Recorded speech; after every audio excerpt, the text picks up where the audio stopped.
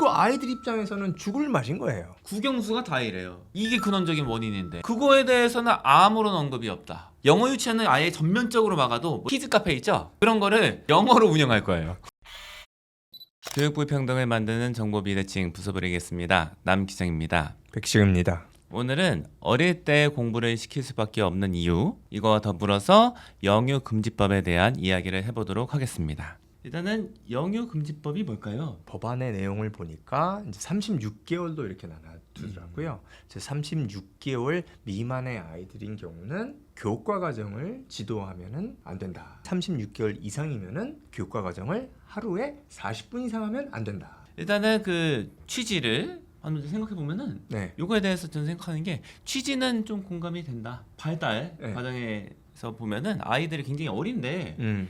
공부하는 식으로 학습을 하게 되면은 이 나이대에 안 맞게 돼서 네. 이 정서 같은 거, 학습 정서 같은 것도 많이 망가지고 스트레스 같은 거 과도하게 받을 수 있어서 그다지 좋지가 못하고 사실은 발달 같은 것도 좀 약간은 제대로 이루어지지 않을 수 있는 가능성이 있잖아요. 이 시기에 필요한 학습은 다른 게 있죠. 그래서 말도 배워야 되고 사람들과 눈빛을 교환하고 같이 놀면서 사회적인 구성원으로서 어떻게 살아가는지를 배우는 아주 중요한 단계인데 그거를 하지 않고 앉아가지고 책 읽고 글씨 쓰면은 이 효과는 떨어지고 오히려 말씀드린 것처럼 사회성이라든가 언어 발달, 기초적인 언어 발달에 악 영향을 미친다는 게 대부분의 연구 결과이기 때문에 문헌 자료가 조금이라도 있는 책들은 법안의 취지와 동일한 그런 방향을 보여줄 겁니다. 그런데 좀 아쉬운 점이 있어요, 저는. 네. 뭐냐면은 왜 대체 이 나이 또래의 부모님들이 유아 대상의 영어학원을 왜 보내려고 하는가에 대해서 깊은 이제 통찰을 하고 연구를 했나? 그런 흔적들이 별로 안 보이거든요. 근본 원인이 뭐냐? 이거에 대해서는 해결이 없어요. 네, 그게 없죠. 왜 이분들이 영어 유치원 공부하는 데를 3살짜리 애들한테 보내려고 하냐? 이유가 있잖아요.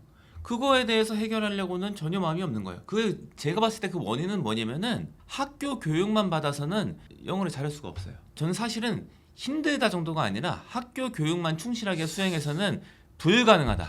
우리가 통상적으로 봤을 때 뭐 누구나 대부분 사람들이 이 아이는 좀 잘하는 것 같다. 네. 이런 평가를 받을 수 있을 만한 능력을 갖추는 게 학교 교육으로 절대 안 돼요. 그래서 이분들이 아이들을 어렸을 때부터 학원, 영어 유치원이라고 부르는 학원으로 보내는 건데 이건 해결할 생각이 없어 보여요. 그럼 제가 짐작하는 건 뭐냐면은 이게 만약에 유아 대상 영어 학원, 영어 유치원이라고 부르는 체제가 만약에 금지가 된다고 하더라도 이거는 다른 쪽으로 반드시 다시 비슷한 케이스가 터진다. 네.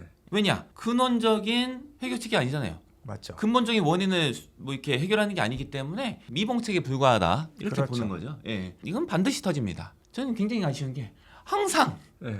근본적인 원인은 냅두고 그냥 뭐 현상을 약간은 누그러뜨리는 네네. 이런 것만 하니까 굉장히 아쉽다 이렇게 보는 입장이에요. 그러니까 영어 유치원이라고 해서 다 금지되는 게 아니잖아요. 뭐 놀이식 영어 유치원은 금지 대상이 아닌 거잖아요. 그쵸? 입시 보습과 국제의 목적을 결합하여 하는 건 안 된다. 결합을 안 하면 되거든요.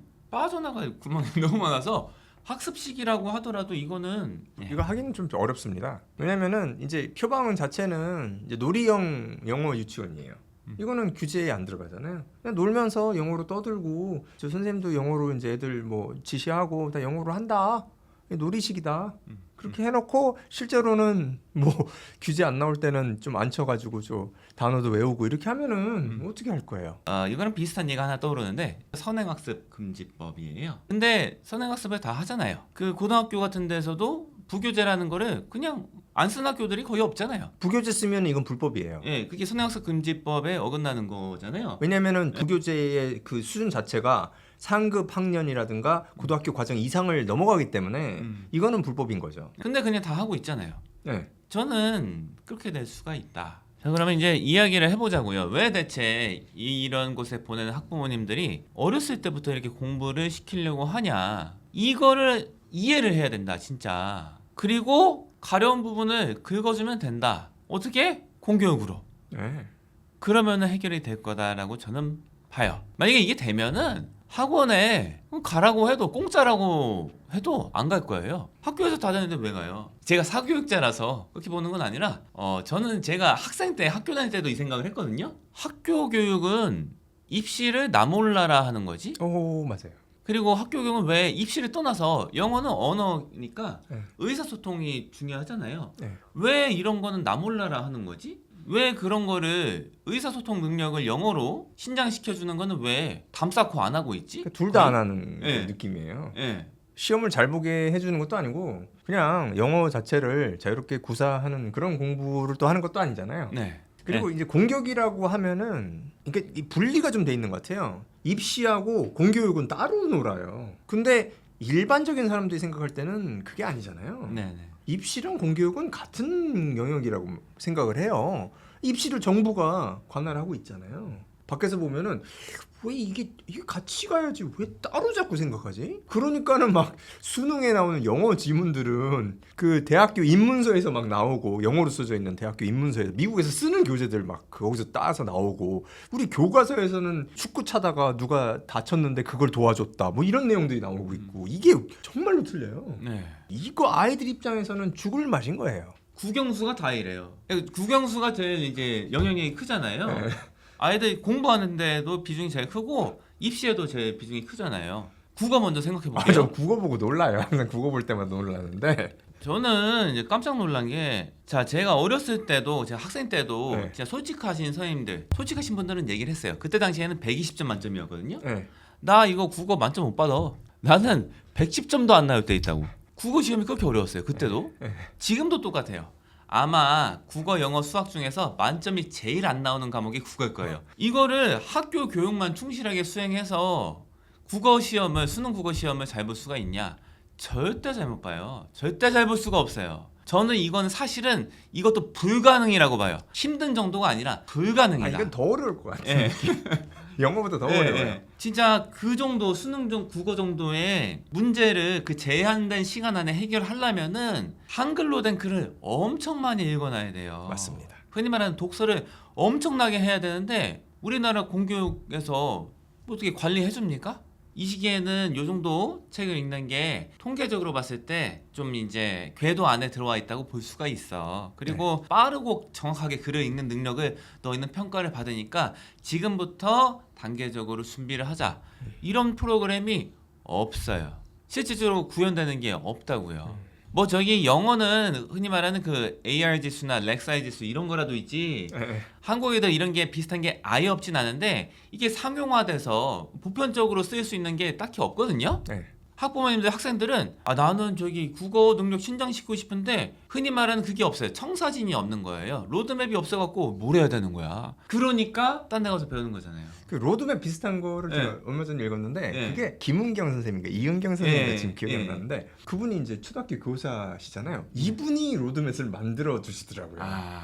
어렸을 때부터 책은 이 정도 읽어야지 네. 나중에 공부는 웬만큼 할 수 있다. 그걸 아주 그죠. 자세히 써놓으셨어요. 네. 이분이 이제 자녀분도 있고 이제 초등 교사로 수년 동안 이제 하셨잖아요. 네. 근데 이게 현실인 거예요. 네. 공교육 속에 있는 분이 생각하시는 거는 엑스트라로 로드맵을 가지고 책을 많이 읽어야지 뭐 접근 정도 할 수 있는 네. 이런 거죠. 이게 되게 아쉬운 게 그 공교육에 계시다가 나오셨잖아요. 그러니까 이분들이 공교육에 계시면서 되게 훌륭하신 분들이에요. 제가 생각하기에는 네. 평균적으로 봤을 때 이 공교육에 계시는 선생님이랑 사교육에 계시는 선생님이랑 역량을 굳이 비교를 하면은 공교육이 저는 좀 더 높다고 보긴 하거든요. 평균이. 그런데도 왜 그렇게 훌륭한 인재들을 네. 모아다가 그런 체제에서 재능을 썩히게 만드는 이런 방식을 구현하고 있냐.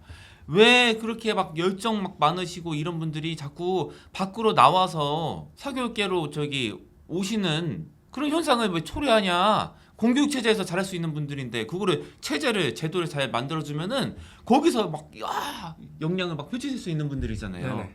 그런 분들이 그게 안 되니까 그 체제에서는 힘드니까 자꾸 나오시잖아요.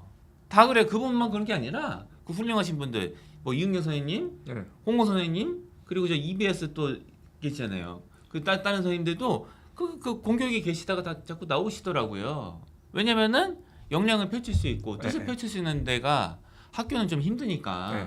뭐 국어 중심으로 말씀드리고 영어 뭐 아까도 간략하게 말씀드렸는데 아니 의사소통 중심으로 가르친다는 게 이제 방침이잖아요. 교육부 방침이에요. 소통 능력, 영어를 통해서 소통하는 능력이 기르자. 수업은 그렇게 안 하잖아요. 학교에서. 교과서 그냥 일방향 수업으로 그냥 대체로 가르치잖아요. 물론 액티비티 같은 거 좀 겸해서 하긴 하는데 그걸로 통해서 의사소통 뭐 말하고 표현하는 능력이 길러지나요? 그 정도가 아니잖아요. 우리 지금 교육이. 이게 안 된다는 게 뻔히 보이고 다 지금 데이터가 나온 게 지금 엄청 오래됐는데 개선하려는 의지가 안 보여요. 이러니까 계속 딴 데서 배우려고 하는 거잖아요. 그리고 입시도 마찬가지잖아요. 고등학교 내신도 그렇고 수능 시험도 그렇고 영어가 엄청 어려워요. 사실은 원어민 그 본토 애들 데려다가 이게 풀어봐 해도 잘 보지 못하는 애들이 엄청 많을 거예요. 이런 시험을 갖다가 교과서만 이렇게 중심으로 가르쳐 놓고 물론 보교대 같은 거 고등학교 올라가서 조금 하긴 하는데 그 정도로 대응이 되는 시험이 아니라니까요.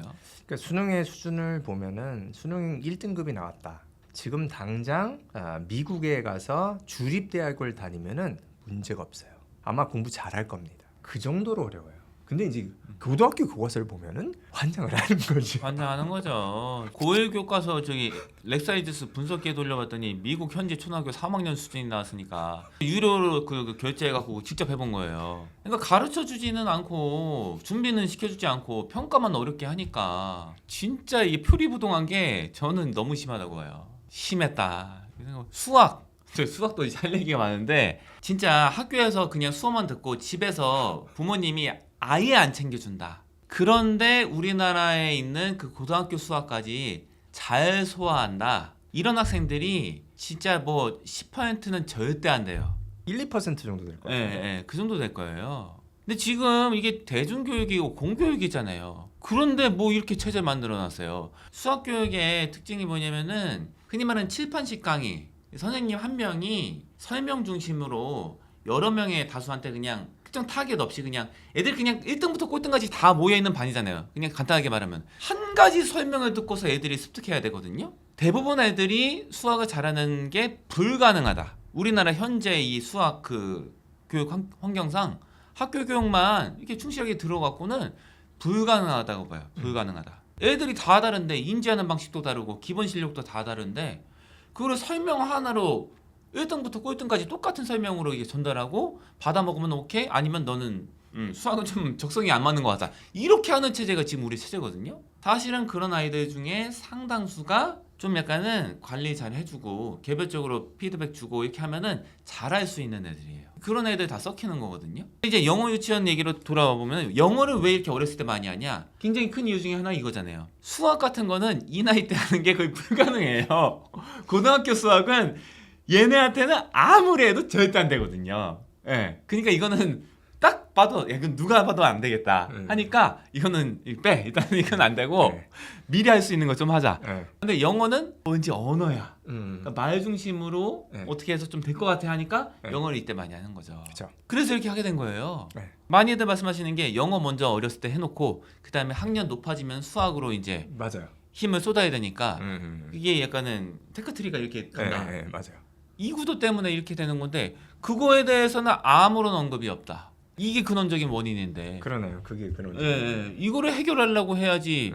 그럼 이제 어떻게든 터져요. 뭐 전 상상이 드는 거는 영어 유치원을 아예 전면적으로 막아도 뭐 이렇게 할 거예요. 키즈 카페 있죠? 그런 거를 영어로 운영할 거예요. 이런 식으로 변형이 생겨서 그건 또 이제 규제 법안이 없으니까 법 생기는데 또 몇 년 걸리거든요. 그럼 그 동안에 이제 키즈 카페식으로 이제 또 운영하는 거예요. 놀이방 같은 거 있지 않나요? 또 영어 놀이방 생기겠네. 그렇게 하다가 그거 막히면 또 다른 거. 이름 바꾸고. 뭐 이렇게 하겠죠. 그러면은 아이들은 이제 어렸을 때부터 이렇게 막 영어 책상에 앉아서 공부하는 식으로 하지 않고서 영어 약간은 기반을 쌓아서 나중에 아이가 뭐 이제 커서 난 노베이스는 아니다. 다행이다. 수업은 이해할 수 있어. 이 정도를 만들어주기 위해서는 뭐 현실적으로 할 수 있는 게 뭐가 있을까요? 한 만으로 한 4살, 5살 요때 시작하는 게 좋잖아요.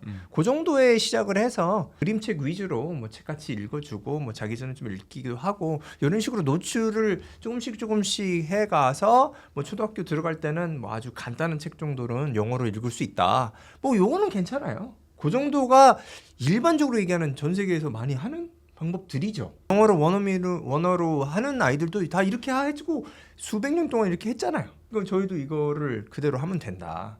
그리고 저는 한 가지 제 개인적으로 중요하다고 생각하는 거는 이 공부라는 것에 좋은 감정이 유지가 됐으면 좋겠어요. 최소한 공부라고 하면은 굉장히 두렵고 막 좀 심장이 떨리고 막 이 물리적인 안 좋은 반응이 나오게 되면 안 된다.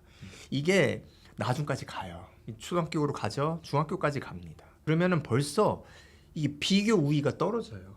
그야말로 미리 준비를 시켜가지고 조금 더 유리하게 만들려는 행동 자체가 많은 경우는 저는 보니까 매일 보니까 그리고 그것 때문에 더 느려져요. 그래서 이 아이들에 대한 학습 감정은 긍정적으로 가져가는 거를 거의 최우선 목표로 하시는 게 좋겠다. 그래서 공부는 괜찮아, 뭐 재밌기도 하고 뭐 괜찮아. 이 정도 마음이 있어야지만이 나중에 초등학교, 중학교 가서 공부하자 그러면 뭐 사람이 공부하는 거지. 이 정도 마음이 드는 거지. 이게 만약에 두려움이 생기면은 이거는 힘들어요. 그게 중요한 학습 기반이 될 것이다. 저는 그렇게 믿거든요. 국어는 사실은 초등학교 때 독서를 많이 해놓는 게 현실적으로 봤을 때 제일 낫다. 그거 말고는 다른 수가 있냐? 없어요. 제가 알기로는 초등학교 때 책 많이 읽어놓는 거 이외에는 이거에 현실적으로 제대로 대응할 수 있는 방법이 없어요. 그래서 이런 말이 있는 거예요. 국어는 집을 팔아도 안 된다. 뭐 학교나 어디나 수업을 듣는 것만 갖고는 국어도 해결이 안 돼요. 예, 자기가 많이 읽어야 되는데 네. 뭐 사실은 이제 중학교 입학하고 이후에 가서는 아이들이 점점 책 읽는 시간 확보하는 게 점점 어려워지거든요. 그러니까 초등학교 때 책 읽어놓는 게 이게 가장 현실적이다. 영어도 같은 결이고요. 네. 결론을 하자면은 공교육 선생님들, 제가 공교육 자꾸 문제 있다 하는데 저 선생님들은 좋아합니다. 체제, 제도 이런 게 사실 문제라고 봐요. 공교육에 계시는 선생님들, 저는 친구들도 있고 그래요. 근데 보면은 많이 힘들어하거든요. 예. 오늘은 어렸을 때 공부를 시킬 수밖에 없다고 생각하게 되는 이유, 이것과 영유 금지법에 대해서 이야기를 나누어 보았습니다. 이 정도로 해볼까요? 네. 감사합니다. 교재를 씹어먹는 시간을 가져보도록 할 건데요. 하나는 그 Wordly Wise고요. 두 번째 교재는 Vocabulary Workshop이라는 교재인데요.